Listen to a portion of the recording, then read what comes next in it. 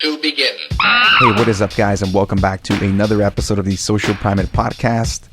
Today, my guest is Iz Gutierrez. He is a director. He's a screenwriter of the most recently, they Call Us Sediciosos. Yes, correct. Yeah. How you doing? Dude, I'm doing great, man. I'm doing fantastic. Thank you for being here. Yeah, man. Thanks for inviting me. I'm glad to be here. Yeah, I know, if people recognize you, we had the opportunity to have like a small conversation. Yes. When I first met you at the Sela Filmmakers Mixer. Yeah. I showed up just looking to see what the community had in store for film. Yeah. And I came across you, man. And I was very intrigued, first and foremost by the reels that they presented that night. And again, that was one of the movies that they showcased. Tell me a little bit about that. Right. Yeah. They asked for some video clips and I really wasn't sure what to send. So I just kind of sent part of my director reel. And the film you're talking about is they Call Us Sediciosos, is a proof of concept short that I did. I originally wrote it as a pilot. And kind of, submitted it to places, got around. And, at the end of the day, I was like, no one's going to give me a show. Like, I haven't made it up there yet. So I decided to write it into a feature film. And as I was doing that, I was like, we need to show people how I want to shoot it, my vision and just to play around with actors and the story. So that I came up with an idea, and my actor buddy who's in the film, Rafael Cobos Delgado, we were working on this together. And, I was like, dude, what if, I have an idea for a short, and we can just use this as kind of a proof of concept to send around and try to get money and just so people see what it is, because this story is not being told. So I just wrote something and it turned into this kind of prologue, and then it was kind of a short. And let's just send it out to festivals, see what happens. And luckily we got into some really good ones, got some awards and, got some attention. But yeah, ultimately it's a feature film that I'm working on. So now I'm finishing writing the screenplay. It's had a lot of changes. And we have the support of hopefully some people to get some money, to hopefully shoot it. Because like I said, it's a story that hasn't really been told. I haven't seen it. When I first found out about the idea, I was kind of blown away. And just to give you kind of an insight into what the story is about, it's pretty much about all the Tejanos in South Texas 100 years ago that were forced off their lands through violence, state-sanctioned violence that they were okay with. They were driven off their lands that they owned, their homes. They were killed. They were lynched.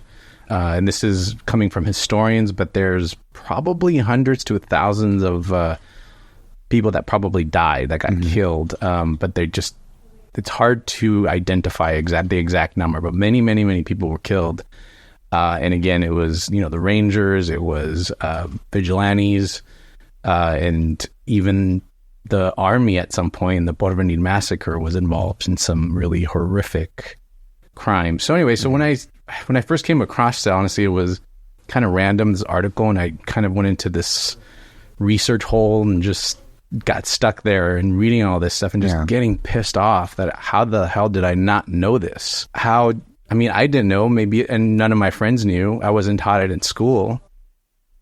So then it became this mission for me. Like, how do I get people to know this? And so I just did tons of research. I contacted this organization called Refusing to Forget, which pretty much deals with this exactly, these events that happened. And so I befriended them and I talked to the historians. I bought books, talked to them, and they were very supportive and gave me a lot of information. And so, yeah, anyway, so I just felt like I had to say something because I was seriously pissed off at the fact that we are not taught this. And through that process, I started thinking, it's almost like we're being erased.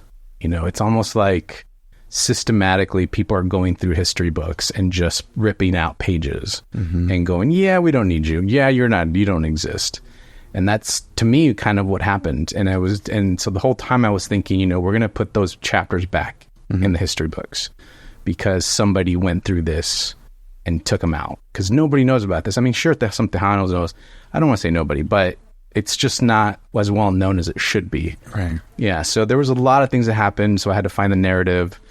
And yeah, there's so many things that happened. They're very tragic, but yeah, I mean, again, that was an event that I was for sure not aware of up until you kind of started giving me a gist of it. And then out of curiosity, I did my own research and I started trying to figure out what happened exactly, you know, and then you start going through the history. And I'm not a genius, again, like I mentioned off air, but you know, I was seeing like these patterns, like these things that have happened over the last 100 years that have been consistently, how do I say it? What's the word I'm looking for? They've been consistently pushed as narratives or propaganda, you know, to the country, you know, per se, because we're talking about the U.S. History repeats itself constantly. Some of those things are repeating in themselves now. Exactly. In the last even 8 years. Yeah. I mean, and most recently we had that whole Texas, you know, Texas is passing that law. I don't know the exact number for it, but it's SB something. And the Supreme Court was like, hey, thumbs up, green light, you can act on it. Yeah. I think some other smaller federal court was like, they stopped it. For now. But again, like if it's getting to the point where the Supreme Court, right, which is the one that says this is the law, you're like, what's going on here, you know? No, I know. It's not too long ago too. There was, I forget if it was a law or something was happening, but it pretty much allowed citizens to almost become vigilantes. Like, oh, you see somebody crossing the border, you know, do whatever you want. I mean, maybe not that exactly, but it was practically that. Yeah. And that is almost exactly what happened in this time period for my film. Is you had vigilantes that were above the law, along with rangers, who, if you looked like a bandit, if they thought you did something, they were just out killing. And, you know, it's overcomplicated because some people are like, well, people were doing bad stuff. And it's like, okay, but that's not everybody. Yeah. So they were villainizing anyone that looked like, you know, brown, Tejano, Mexican. And anyway, so when they did that recently, when they were talking about that, I was like, this is just, so anyway, history repeats itself. And it's funny you say that, but when I was talking to the historians, I was like, how do you keep your sanity, man? Like, how do you not go crazy? Because even just in the few years that I've done this research, I get so mad that history repeats itself and that people are making the same stupid mistakes, passing these laws that don't work, that cause harm and they cause murder. And it's like, how, and I mean, you know, you're historians, like you just see it repeat over and over again. And I'm like, how do you not go crazy? Or fall into some major depression because you know where humanity's going, you know, or society. Yeah. So it's just crazy, man. And especially in the last, 8-10 years or whatever, many things have been happening in our country that were very similar to that. So, you know, I caught myself in many discussions with people about the things going on. And, you know, a lot of people don't know this happened, obviously, like I said earlier. So when things would come up, I'd be like, oh, by the way, this happened. So this is why I'm so passionate about talking about what's going on now, because it's happening again. You know, it just repeats itself. So I mean, for some context, just from some information that I was able to collect, like one of those events or time frames, it was called La Matanza. Yeah, that's right. I totally forgot to mention that. La Matanza, or the massacre. Or the massacre, right. And it was like a period of like anti-Mexican violence that included lynchings, massacres, and I think time frame was between 1910 and 1920. Yeah, between 1910 and 1920 is when the most violent killings occurred. There was things that happened before that. Pretty much, it's a really tough thing to talk about in terms of how it started, because it really, really starts decades before that. So it's just kind of, it builds up from there. But definitely during 1910 and 1920 is when most of the violence took place. The Porvenir massacre, which is probably the more known massacre of that time, again, because records weren't found, people weren't talking, nobody knows what to talk about.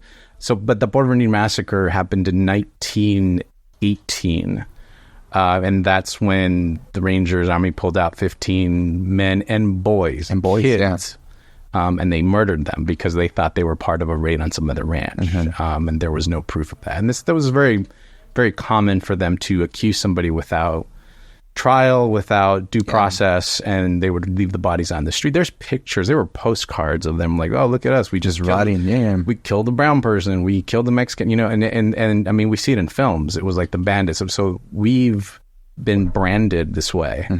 And so anyways, it was complicated because, you know, there were people that were rebelling, that were doing bad things, but they were using that as an excuse to punish everybody. Exactly. Yeah. I mean, from my understanding, I think there was like this thing called, there was like this draft that they had found, or something called Plan de San Diego. Where basically it said like they were trying to, you know, the Mexican revolutionaries or anybody in that sector to get together and kill Caucasians and stuff, or something. But this was never really confirmed. Yeah, so there was a document called the Plan de San Diego that was found, and it pretty much scared them because they thought a rebellion was coming. Yeah. And there were certainly a lot of people that were trying to get together to rebel. And what the reason that was coming from is because, again, a lot of the people that were there were losing their homes. Mm-hmm. So just to give some context, originally Tejanos and Mexicanos that were in that land, it was Mexico. So once the Treaty of Guadalupe Hidalgo happened, that became U.S. territory. Mm-hmm.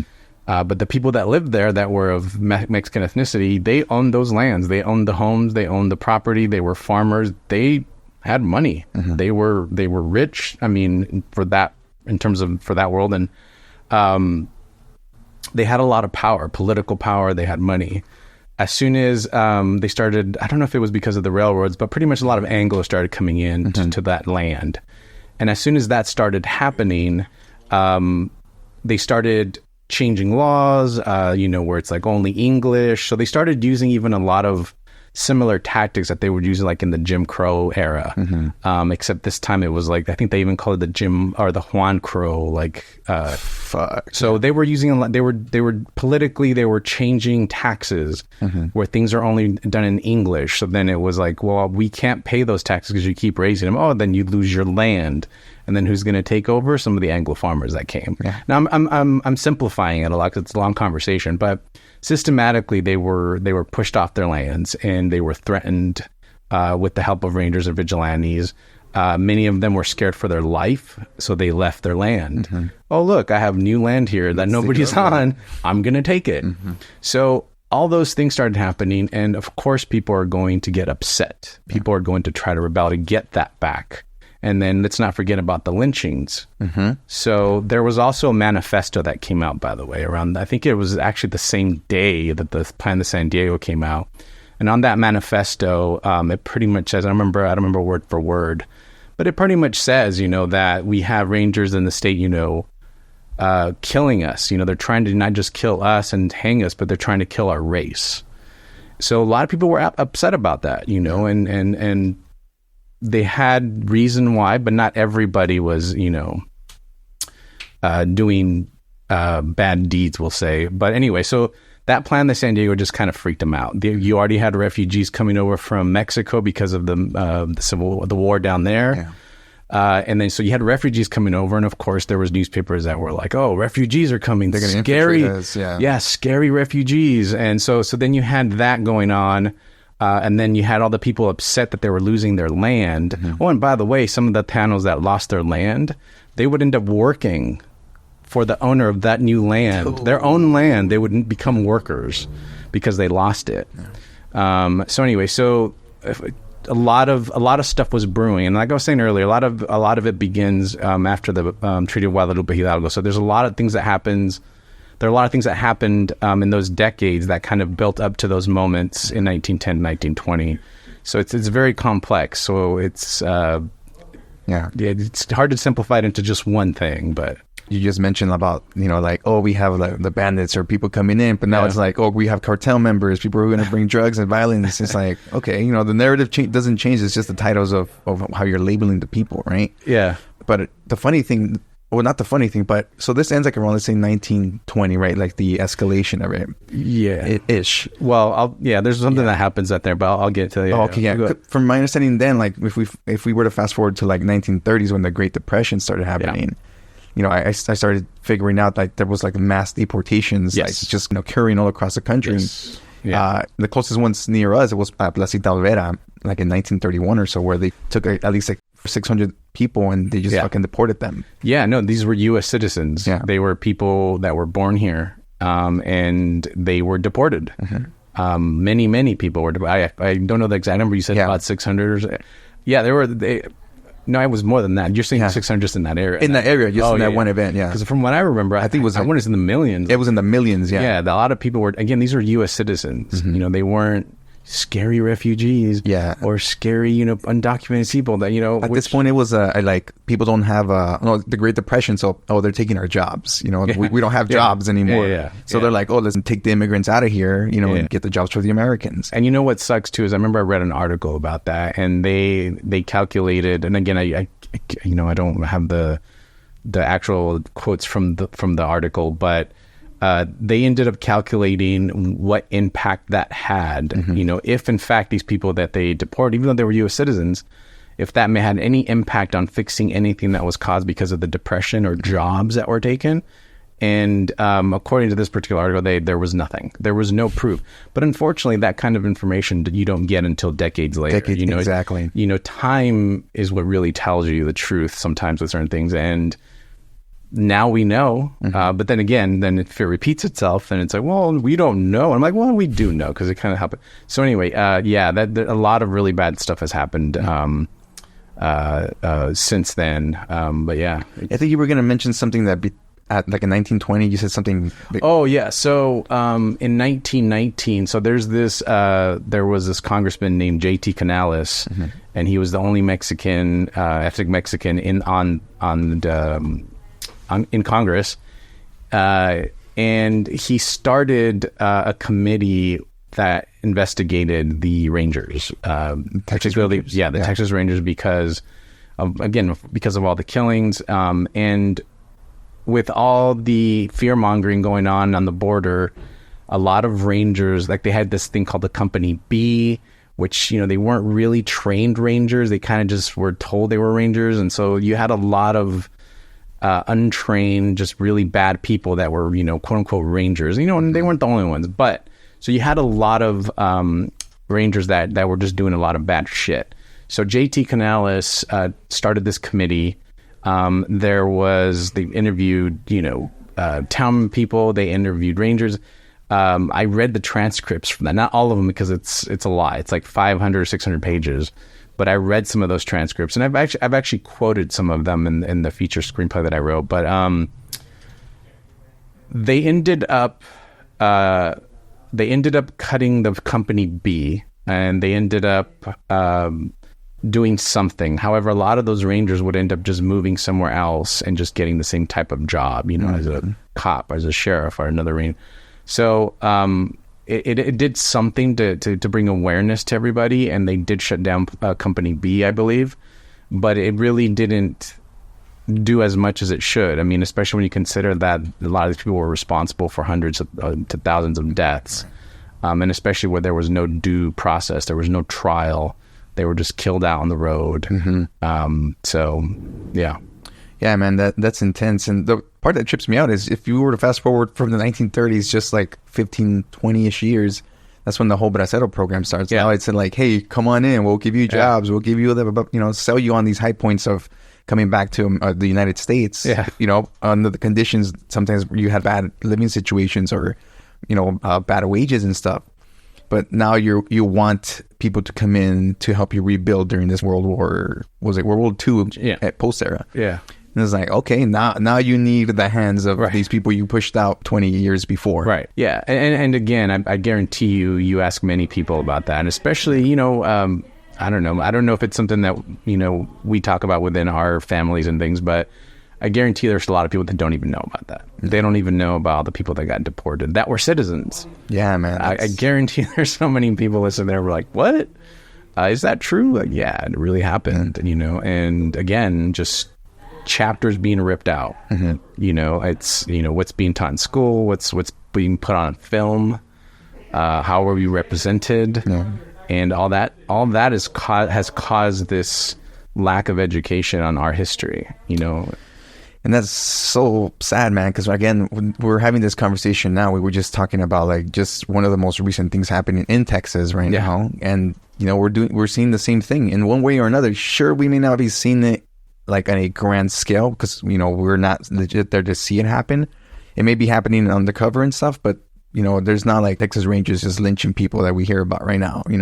So in one ways, the hate has just changed. It's evolved, it's just covered in a different it's under a different mask. Yeah. People are still being killed. There's a lot of weird stuff happening, especially when it comes to migrants and things like that. It's, it just might not be as obvious. But there are certainly other ways, that racist fear-mongering and all that is just hidden under something else. Yeah. And, and that's why we got to know about this stuff. That's why because we can easily sense the bullshit. Me just studying about this thing that happened for my film for a few years. I literally spent a lot of time researching these things. I mean, just that right there, it helps me understand some of the current events that are happening and connecting them to before and 100 years ago. And just they're just feeding us the same bull that they did to these people 100 years ago. But because I've been researching some of this stuff, I recognize it. And anyway, so understanding that, it helps. It helps call out the bull, like I said. So, yeah. Now, in terms of the story that you're writing, what is the focus that you're narrowing it down to? So I fictionalized a couple of characters. So the proof of concept starts with a mother being interviewed by a reporter who I call Jovita, who is taken from a real person named Jovita Aidar, which is another amazing person who a lot of people don't know about. Who people should know about, but she was an amazing woman. She ran a newspaper. She was a reporter. She helped children. She started women's movements. She helped Tejanos. She was threatened by the Rangers because she wrote an article criticizing President Wilson and how he was, scaring everybody. And we're going to send troops to the border because, all these refugees coming over or whatever. And it's funny because when that happened, the Rangers went to the newspaper and threatened her. And I show some of this in my film, and she alludes to that. And they didn't do anything to her, but then they came back, I believe, that same night, and they burned down the entire newspaper. So anyway, Jovita Aidar is somebody who not only fought for our people and women and children, but she was brave, man. She just she just said what she had to say, and she didn't let anything stop her. It's just an amazing person, and I wanted to do something with that. So the mother's being interviewed by this reporter named Jovita and about her missing son. And what happened a lot of times during that period is people would go missing, or they would get accused of something, they would die, and they would leave their bodies out there. And if family would try to say something, they would try to question the sheriff. They would try to go look for body. They were threatened with violence, and possibly more killings.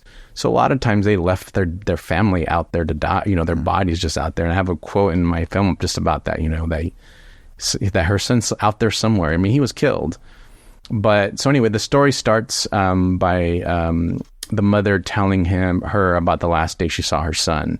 And we really get to see what happened to her son when he's encountered by the Rangers after he comes across them lynching one of the farmers. And so we get to see what happened. So anyway, it's more of a prologue to the story, but I really want to concentrate the feature film on these characters, the reporter, the mother, the son. I don't want to give away too much, especially because I'm still working on the screenplay, but I'm definitely taking a different approach because for the feature, one of the things I didn't want to do is just do another historical drama. I know that sounds very vague, but I don't want. We've already seen them, done in a certain way. They're almost kind of formulaic, and I'm not saying that's a bad thing. I'm just saying we've seen it, So it's I don't want to do that. I don't want people to go, oh, okay, it's another historical thing. We're going to see people getting killed. I get it. Yeah. So I want to do something different, and I've been writing this feature film, taking into consideration other genres, influence from other genres and I want to make this film something that people want to see, and not necessarily, having it just be like this, oh, it's a historical, drama with, a lot of violence because of what happened. So anyway, so I'm trying to take a different approach with the screenplay because I want to be excited about telling the story, and I want people to be excited to see this on the screen. Again, not because they want to see the bad things happen, but I just excited that something is on the screen is talking about it. Yeah. But it's just not something that's like we've seen before. And it's taking a lot of work. But anyway, so that's kind of what I'm doing now with that. But it's pretty much concentrating on the Rio Grande Valley, around the Brownsville area, with some Tejanos. And yeah, I don't want to say it too much. Cool. No, that's cool. I mean, for the proof of concept, for people who are familiar or not familiar with that term, like, can you give us a little bit of sure. Proof of concept. So proof of concept is pretty much for example, you make a short film that's a proof of concept, which just means that you're trying to show people your idea for a feature film, except you're just making, a few minutes of it or 10 minutes of it. And you're picking maybe a sliver of the story or the character or just something that shows what the story is going to be about. Okay. So in my case, I introduced the characters, I introduced the time, I introduced the massacre, La Matanza, and what was going on. So I want people just to understand what at least what the characters and the tone and feel are going to be. And as a director, I also wanted people to see what my vision would kind of be, how I want the look to be, how I want to block and direct actors and all that. So it ends up being a proof of concept to make the feature film, so that way people can see, okay, this is what we can make, but into something bigger. Okay. But anyway, so that's pretty much a proof of concept. So you try to send that around, film festivals and show people like, okay, look, do you see this short? I want to make it into a longer film. Okay. Not the same story, but just taking that idea and make it into something longer. And that's what you try to do. And you try to get some money. You try to get producers involved. And that's pretty much the game, man. You gotta, yeah. Not everybody does proof of concepts, but I like doing that. So yeah, I mean, I was telling you a little bit before the podcast that I had the opportunity to be first time on set as a air quotes production assistant. I was just the guy doing the what do you do? The slate? The slate, yeah. I was that guy, like, hey, all right, take one. So, it was a pretty cool experience. I've never really been into that industry, but it was a cool experience, man. Yeah. Like, it was just, again, seeing everything happen, like what the magic behind making something on screen, you know. I was just, I don't know how much I can talk about it, but it was just somebody's living room, Palos Verdes Beach, and I think that's it. Just 2 locations, and like I can imagine you spent more time outdoors just trying to capture everything, right? Yeah, and and look, with this proof of concept, I didn't have a ton of money. It was just me and Mike, my buddy Rafael, who I call Rafa. Well, everybody calls him Rafa, but we just were like, what resources do we have? What no money do we have? Yeah. Let's just figure it out. And luckily we have a lot of very talented friends who are actors, cinematographers, and everybody, and producers. And we just got everybody involved. They loved the story, and it was done for very little. Yeah. And which is funny because a lot of people always, and they kind of said this with some of my other work, where they feel like that it looks more expensive than it is. And so I'm like, okay, good. Nice. That's because that's what I want. I want people to know what I can do for the money, and this is just me as a director now, like, okay, look what I can do, with, imagine if I just had a little bit more money. Yeah, exactly. So I'm glad that people said that, but honestly, it was just a lot of hardworking people. And that was one of the other reasons I want to do the proof of concept, to be honest. I had this conversation with Rafa where I was like, we could also play around with the story. I could write something to see if it works. We could hire some actors, see, how they work, and that way we can build a family, so to speak, and then move into, the feature and just see how things work.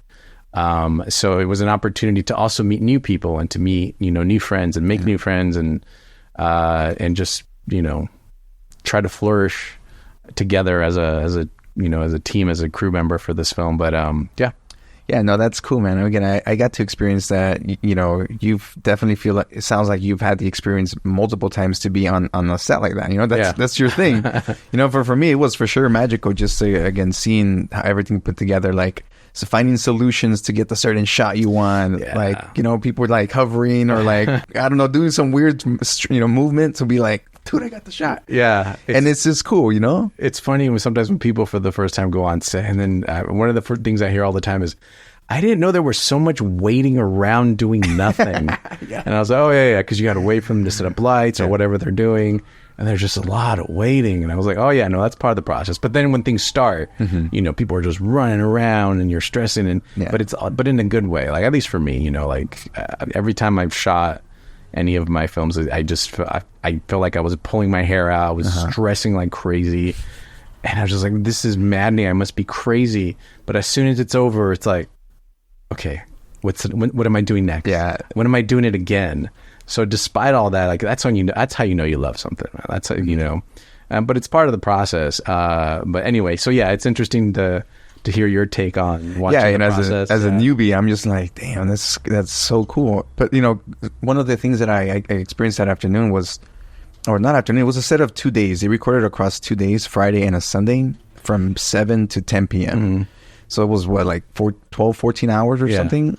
You know, back to, you know, not back to back. 12 hours. It feels back to back because I had a baby shower on the Saturday and I was awake from 7 to 12. So it felt like Friday through Sunday, you just blur. Yeah. But it was just Friday and Sunday, and just being there for, again, 14 hours, exhausting. Yeah. Like, people's mood changes throughout the day. But at the end of the day, when there's like, that's a wrap, everybody's like, yeah, like, it did it. Did you have some divas on set? Like, where's my coconut water? No comment. Nah, I'm kidding. No, there was nobody. Anybody here is like, hey, there was nobody there. Nah, everybody was low key. Everybody was cool, you know. And some people got a little serious, but overall, it was a cool experience. Yeah, you definitely get to work with a lot of personalities. I've been fortunate that I really haven't had any huge issues or people on set for my films. Luckily, maybe just because I'm selective on the people I pick and the actors and everybody, but. I've been fortunate where I haven't had that kind of weird stuff. There's been, stuff in development that I've had to deal with issues. Producer law, years ago that tried to, steal my idea or take credit for my idea. That's happened. But on set, like actually shooting, I've been fortunate that I haven't had a lot of crazy stuff. Like, again, I guess I just have cool people around me, man. Like, I don't know. Yeah, like. One thing that was also kind of trippy was like the whole like, hey, this scene is we got to do it at sunset. Mm-hmm. It's like, so you only get like, a couple, an hour or so or less sometimes to like get the shot. Yeah. The proof of concept, did you film, you didn't go to Texas, did you? No. You stayed somewhere around here. We were poor, man. We couldn't afford that. I should tell you about the hotel room we were in. So, it's funny when you were mentioning right now, sorry to go back to that you only had an hour before the sunset. So our very last shot, and it's one of the very last scenes of the film, was shot as the sun was going down, and it was exterior. It was pretty much the death scene of the sun. And and it was less than an hour. The sun was going down. So it's funny you say that because that's literally what happened to us. We were fighting the sun. We were trying to get that last shot. It was getting cold, but everyone pulled through, man. It was awesome. And it was just a thing you remember. What was the question? Shit, I already forgot. I forgot, but I remember another point. Like, where did you, if it's not too much information, like, where did you guys, where did we shoot? Yeah. That's right. That's right. Oh, the hotel. Yeah. Okay, I was going to talk about the hotel. So we shot, up near Banning. Okay. So for those who live, that's down like towards San Diego. Yeah. Or I'm trying to remember. So it's kind of towards, if you go towards Coachella and Palm Springs, over that area. Yeah. So I think it's still another 40 minutes. Like if you were to keep going, I think it's 40 minutes to Palm Springs or something. I just forget if it's south of Banning or anyway. But yeah, so we found an area over there. Despite being a writer, director, I've had to work a lot on my films to get everything done. So, and this isn't me trying to say, oh, look how special I am. I just had to do what I had to do to make my films. So I've had a lot of experience producing as well, and editing. So the producing part really came to light with this film because in the very beginning part of our film, I had to find locations. Mm-hmm. At the end, we had another really great producer, one of our nice friends that Ralph introduced me to, named Sarah. She ended up taking over producing, and she did an amazing job. But while I was still finishing the screenplay, I was looking for locations. And then I just put on my producer hat at that time, and I was working my ass off to try to find something that we can afford. Yeah. And that doesn't, that asks for insurance or doesn't ask for insurance. So anyway, so I was able to find that location in Banning. But like I said, we didn't have money. So we stayed in this hotel, and it was funny, again, because we just didn't have a lot of money. So, we had a lot of the actors sleeping in one room. Yeah. We had a lot of the crew sleeping in one room. I slept with my cinematographer and like my other buddy that was doing a lot of the camera stuff. There was like the couch it looked like knife cuts. There was like, you sat on the bed and you pulled over the cover and there were literally like cigarette burns. I think a couple of the actors said they saw what looked like dried blood near the window. I was like, maybe we shouldn't be here. But those are the crazy memories you remember, because it's like all the great stuff that happened, but then you also remember some of the sacrifices that you made and the people that you were working with and how they also made the sacrifices to kind of get your film made and then to ultimately get our film made, and it's like, so anyways, being in that shady ass hotel with, I don't know what happened there, man. It just looked like there was a murder on that couch. But we had to do it, because it was the cheapest hotel that we could find, that we could afford. Too. And that's cool. I mean, you guys all bonded over that, I'm sure. Like, that's, absolutely. Sometimes there's certain things that just happen with you and people that just, you're going to remember, like. Oh, yeah. Oh, no, man. It's great. Those are some of the best moments. Again, the stuff that we had to go through, being in a shady hotel, you're going to remember. But you're also going to remember just working with people. You're going to remember fighting the sun with only 30 minutes left and what you had to do. You're going to remember that. You're going to remember, even though it sucked to get up at 5 in the morning, 4 in the morning, to make it up that hill to get up to that location. It was like a 40-minute drive, by the way, up that mountain to get to that location. Getting up that early, because I hate getting up early, but you had to do it. But then when you got there, despite being tired, just be like, oh man, I wanted to sleep. And then all of a sudden the sun rises and you just get, especially over there, like the pollution, you don't have as much pollution. So there, I mean, the sky and the scenery was just beautiful. Yeah, I can't imagine. I was just like, so that I remember, and I remember taking photos and thinking, okay, well, I had to get up. It sucked, and it's a lot of work. But like, look at this view. Like, I wouldn't be doing this, on any other job or thing that I'd be doing. It's like this. I mean, I'm getting to see these like really cool skies and scenic views in the mountain and stuff. And so anyway, that's the stuff you remember, and of course the film. But it's just like those little things that you get to experience, that make it worth it, in my opinion. Yeah. How long have you been doing this for overall? So, man, so I graduated from my master's program in 2014. So I went to Chapman University Dodge College. And before anyone asks, no, the film school is not like that. They'll know what I mean. The film school is awesome, and the people there are awesome. So I'm trying to think. So I graduated 2014, and I was doing stuff before that, but I never really had a chance to hone in on my skills until the master's program. So I would say, right before that is when I really started doing serious, more film stuff, So I did a handful of shorts, a few that were bigger budget, one really big budget. And that one I got to a lot of really great festivals, and that one I had a lot of really great experiences. So now it's time to move on to feature film. It's like, I need to go move on to the next step. So I have built that experience, and now I want to make the bigger thing. Make happen. Yeah. So it's been a while, but it's making a film is a marathon. You have to have the stamina and patience. So for anyone listening who wants to be a filmmaker, no, it's not going to happen on your schedule. It's going to happen when it happens. So you got to be patient. You got to have the stamina, like just to wait around and just do your craft.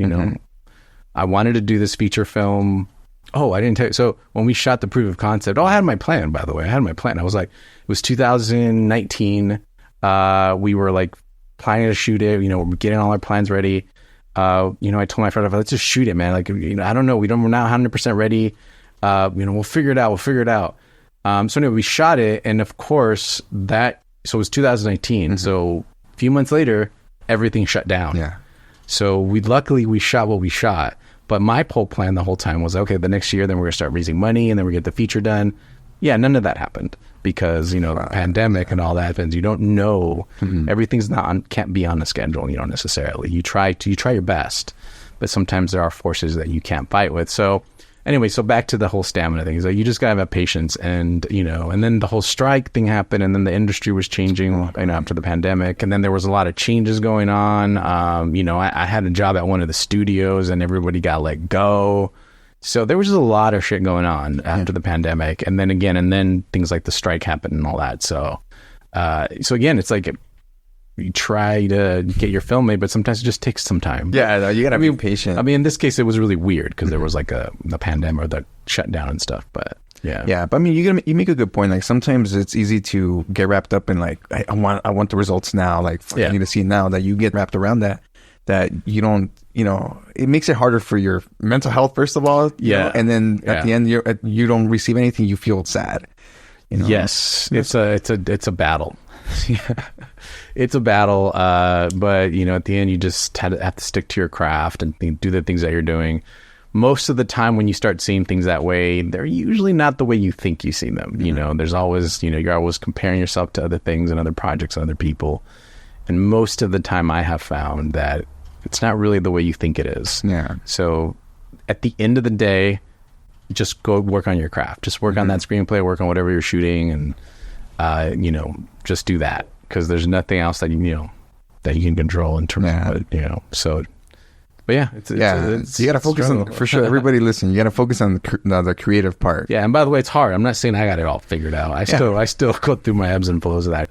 But it's funny because I hear some of the people that I idolize, some of the big filmmakers, and it makes me feel better when some of them kind of say the same thing, where they're like, I'm still trying to I still struggle.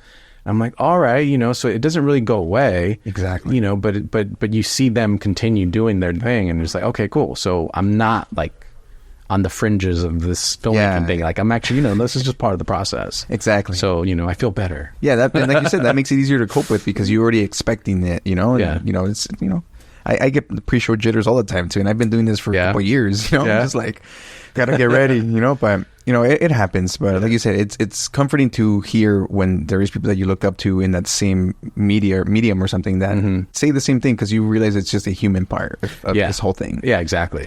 Yeah. And we again going back to one more time with the filmmaker's mixer. Goddamn, David put a bunch of like words that my mouth can't make at the same time. Filmmaker's mixer. Yeah. It was cool just seeing the talent come out. I was not aware. I knew of a few people in the general area that is into the field of film and all that, but I didn't know there was like all these other people just there. No, I told David, I was like, man, I like what you're doing. I like what you're saying that you want to do. By pretty much getting, events like that happening in areas that you wouldn't normally think. Yeah. And that should have that. Yeah. But for some reason it just hasn't happened. And sometimes, again, it's just out of our control. But I think it's great, man. Like there's just, there are a lot of people like me who are also creating shit and doing things. And, sometimes, it's better just to have something close in those neighborhoods. And so I thought the stuff that Dave was doing, I thought was really cool. So when he invited me to that thing, I was like, hell yeah, man, let's do it. And if I don't know how I can help, but if there's something I can do even just by showing up, like, let me know. But yeah, man, I thought that was great. And I'm glad you were there. Like, that's where I got to meet you, and everybody was very supportive, and that's cool, man. That's what we have to do it. You got to work as a community and not just individual pockets. We got to like band together. Exactly. Yeah. No, that's how we're gonna see ourselves come up. Yeah. Exactly. And at the same time, not forget, like, if we're starting at a specific spot, like, don't forget where you're coming from in a way too. Yeah. Because it's easy to be like, I made it, guys. Peace out. Yeah. But no, it's more like, hey, I recently got the a slot at KQBH. Like, to me, that's a pretty big thing because I've been doing the podcast and it's just been more of an independent thing. But I feel like now it feels like it's been validated in a sense. Not that it wasn't before, but it just feels like a little level up. Yeah. So I'm like, okay, now I have the ability to play like some music. Like I know artists, I know music that I can play. Like, why not? I've been playing it for so long now. Yeah. Let's give them some airwave time, or air time. And it's, it reminds me of that thing, like, don't forget about the people that, you've been creating as well in your area. Yeah. And then, so like it's absolutely right. And then you made me think of something. So going back to that, you and that event, by bringing things like that closer to where you would not normally have those things, you also allow, like, even if it's just kids who are like maybe thinking or don't know, could go to these events and just be like, oh, I could be a filmmaker, or I could write and be creative. I could do all these things. And sometimes if people don't see it, you're just kind of stuck. I'll tell you, I think that was something that happened to me. Like, I didn't grow up with like, oh, everyone's like, oh, I had an 8mm camera when I was a little kid and I shot. Dude, I was trying to survive, man. I had a lot of shit going on. Yeah. Like, I was like, I didn't fucking know. Like, all I knew is that I was creative. I didn't, at the time I was into comics. I drew my own comic book characters. I wrote my own little stories, and I loved literature and then film. I kind of found film from that. Yeah. But I never thought film was like a thing like I could do. It's crazy. So as I'm saying, it's like if you put that kind of art closer to people that don't normally have it, now people can see that it's within reach, and I think that's great. I think those things, we need more of that. Yeah, you know what? It reminded me of this quote by Raul. I had him on the podcast a while back. He's a muralist from Mictlan Murals, and one of his sayings was kind of like metaphorical and shit, but it was like, if all you know, or some, I'm gonna fuck it up, but if all you see is just the mountain and you don't know there's nothing past it, you're gonna think that all is around you is just that mountain. Similar to what you said now. If you don't see the creatives around you, you're gonna think like, I'm just stuck to the labor work my parents do and shit, or work that's just in the service field. Yeah. But you start seeing like, we got Iz making movies, we got Eddie doing podcasts, we got Mirage doing music, and these people look like me. Yeah, exactly. Let me do something. And it's funny you say that too, because and again, this isn't to say it's a bad thing, but there've been a lot of shows and movies that I felt like were really closed off to how the rest of our community looks like and what we talk like and what we do. Yeah. Whatever that is, we don't all just look the same and live in the one city, So there's been a lot of, and again, not that there's nothing wrong with those shows, but I wish they would expand to the cities. For example, if they're going to make shows and films that are about being around LA or in LA, there are other cities, there are other areas that need that representation because, and so anyway, so we need to expand that, I think, again, these events I think are going to be helpful with that, but everyone tries to get into this little, like, we're only one kind of all Mexicans only like one thing or like live in this one area.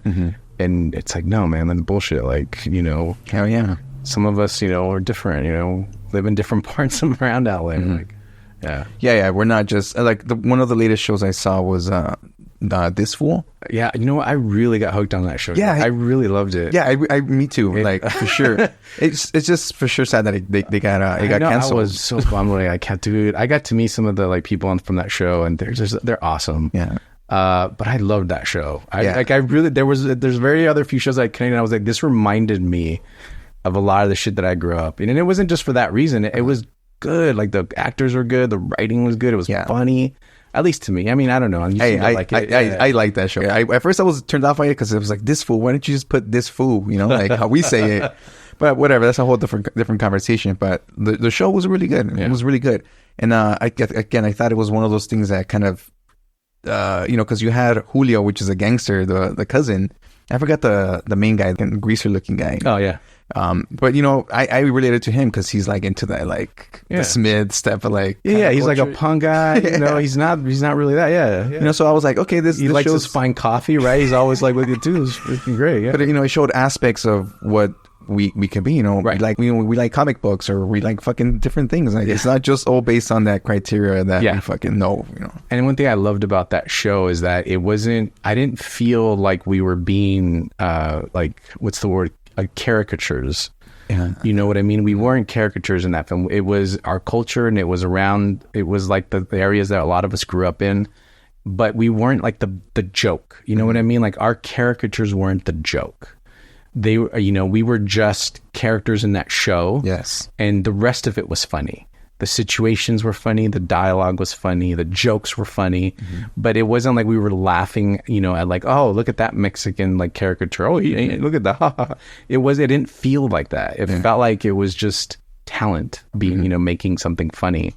And that's why I love that show, because I feel like there's just some other stuff that I feel like it just relies sometimes on caricature stuff. I'm like, you're going to convince people that we're like that. And you got like drunk uncle or something like, like, again, that's not, it's fine. But it's just, it can't be the concentration, it's like, we gotta, I don't know, just watch this fool like that. Just do that, again, I'm bummed that I got canceled. Maybe it'll go somewhere else or something, but yeah, dude, I love that show. Would crack me up, man. I got my parents to watch, and they usually watch that kind of show. I was like, you gotta watch the show. And then they were like, when's that new season come out? And, it was before season 2, but anyway. Fact. Well, man, I mean, we're at that time at this point. Is thank you so much for taking the time to give us a little bit of more background and context about your film and just who you are, man. Yeah, thank you. For people to find you on Instagram or websites or IMDb. So, I mean, on Instagram, the Iz Gutierrez. Some other guy had Iz Gutierrez. So yeah, the Iz Gutierrez at Instagram. My website's izgutierrez.com. Instagram is pretty much the main place I post. Yeah.